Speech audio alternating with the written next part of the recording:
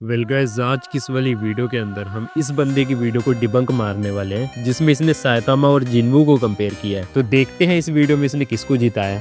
सबसे पहले सुंग जिनवू, शॉन जिनवू, सांग जिनवू, यार मैं इसको जिनवू बोलूंगा बस। तो जिनवू यार ये चीज मेरे को कभी समझ ही नहीं आती कि लोग संग जिन्वू क्यों नहीं बोल पाते भाई। कोई शंग जिन्वू बोलता है, कोई टंग जिन्वू बोलता है। अरे भाई क्यों है इतनी दिक्कत संग जिन्वू बोलने में। जिनवू की बेसिक पावर्स बता के बोर नहीं करूंगा, हम सीधा इसके मेन और इंटरेस्टिंग पावर्स के बारे में बात करते हैं। तो जैसे कि तुम लोगों ने पहले 2-3 एपिसोड में देखा होगा कि जिनवू को अपनी पावर्स एक सिस्टम के जरिए मिलती है और उसे हर बढ़ते लेवल के साथ साथ शैडो मोनार्क की और भी ज्यादा पावरफुल और डिफरेंट एबिलिटीज भी मिलती जाती है। हमारे जिनवू भैया जो चोमो से सीधा हीरो बनते हैं वो बस एक ही टास्क के चलते, जो कि सिस्टम उसे हर रोज करने के लिए कहता है और वो उसे करना ही पड़ेगा क्योंकि उसको नीचे रहना पड़ेगा। और वो टास्क होता है 売れたて不正100回状態を起こす100回スクワット100そしてランニング10キロこれを毎日やる अब उसके दूसरे भाई ये बेसिक एबिलिटीज को एक्सप्लेन नहीं करेगा, मेन एबिलिटीज को एक्सप्लेन करेगा, पर फिर ये ट्रेनिंग रूटीन क्यों बता रहे हैं जिन्वू का।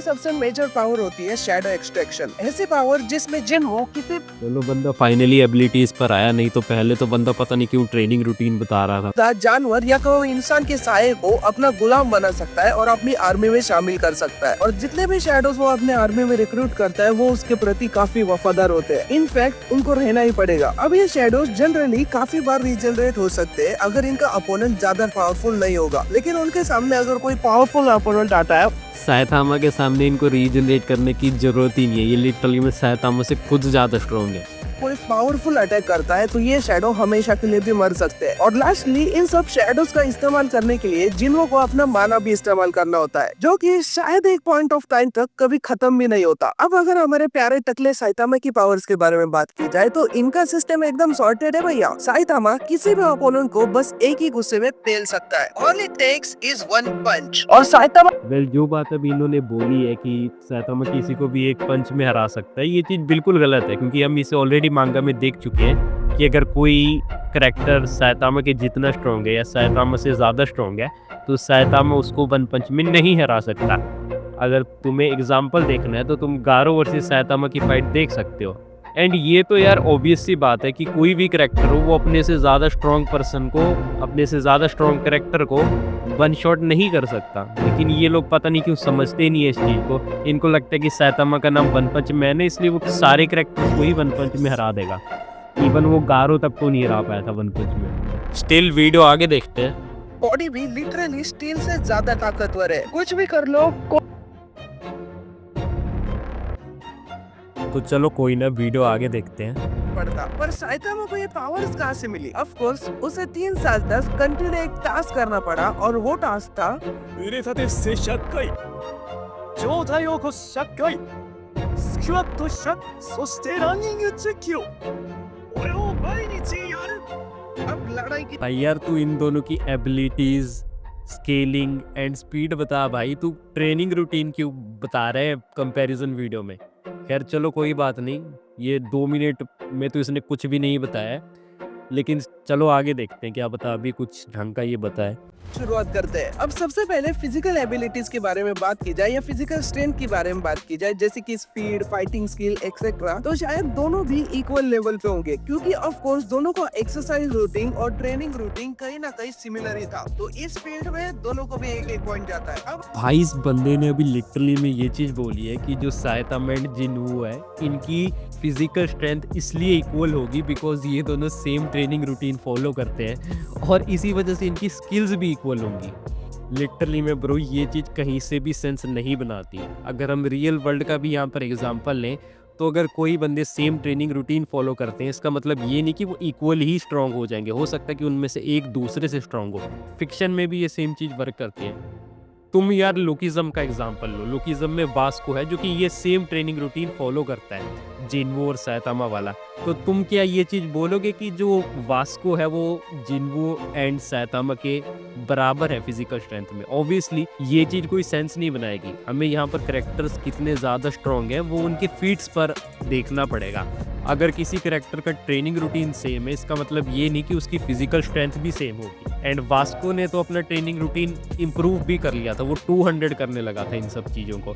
तो तुम ये मानोगे कि जो वास्को है वो जिन्वू और साइतामा से ज़्यादा स्ट्रॉन्ग है। अब हम शैडो आर्मी को लड़ाई में उतारते हैं और शायद इस पॉइंट पे कोई डिस्कशन भी नहीं बनता क्योंकि ये पॉइंट स्ट्रेट अवे जाएगा साइतामा को। ऑफ कोर्स साइतामा का एक पंच शैडो आर्मी के किसी भी मेंबर को एनाइलेट कर सकता है और वो भाई कैसे कर सकता है?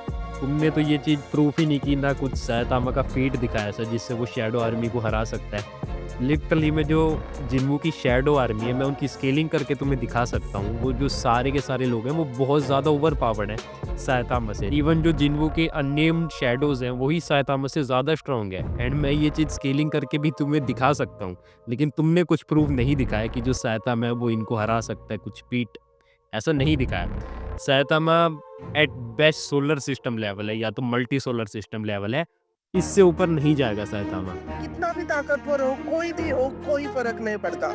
भाई क्यों फर्क नहीं पड़ता? अगर वो कितना भी ताकतवर हो तो ऐसा भी हो सकता है कि वो साइतामा से ही ज़्यादा स्ट्रांग हो, साइतामा से ही ज़्यादा ताकतवर हो। ये पॉइंट साइतामा को। अब अगर फिजिकल ड्यूरेबिलिटी की बात की जाए तो एक तरफ होता है जिन्वू जिसके पास रीजनरेशन की पावर है जो उसकी किसी भाई पहली चीज जो रीजनरेशन होती है वो ड्यूरेबिलिटी में काउंट नहीं होती है। Regeneration is an ability. Body part को तुरंत रीजनरेट कर सकता है, लेकिन वही दूसरी तरफ अगर तुम साइतामा को देखोगे तो तुम उसके बॉडी के साथ कुछ भी कर लो उसको लौटा फर्क नहीं पड़ता। भाई क्यों फर्क नहीं पड़ता? अगर तुम बहुत ज्यादा स्ट्रॉन्ग अटैक मारोगे तो साइतामा को भी दर्द होगा ऑब्वियसली।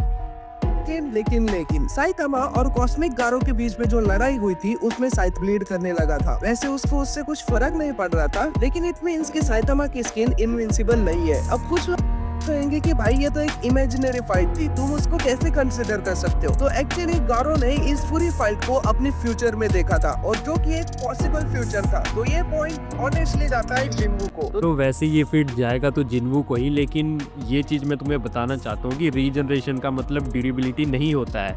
एंड किसी करेक्टर का अगर खून निकल रहा है तो इसका मतलब ये नहीं है कि उसकी ड्यूरेबिलिटी कम है। इसका मतलब ये है कि जो उसका ओपोनेंट है वो ही बहुत ज़्यादा स्ट्रॉन्ग है।